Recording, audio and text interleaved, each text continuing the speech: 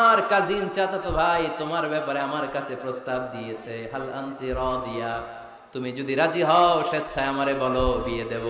তুমি যদি রাজি না থাকো আলীরে না বলে দেব।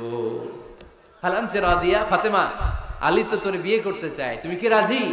ফাতেমা রাদিয়াল্লাহু তাআলা আনহা ফাসাকাতা, চুপ থাকলেন। তিনবার বিশ্বনবী জিজ্ঞেস করলেন, কি ভদ্র মেয়ে, কি নারী, সাইয়্যিদাতুন নিসাই আহলিল জান্নাহ, সব নারীদের সর্দারিনী হয়ে জান্নাতে ঢুকবে।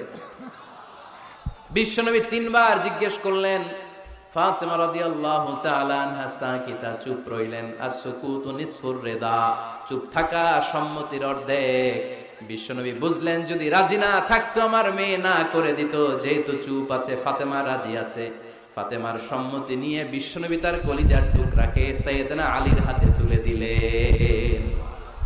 তাহলে মেয়েকে জিজ্ঞেস করতে হবে যে মা ছেলেটা তোমার পছন্দ কিনা, নাকি জোর করে কবুল? জোর করে কবুল বলানো যাবে?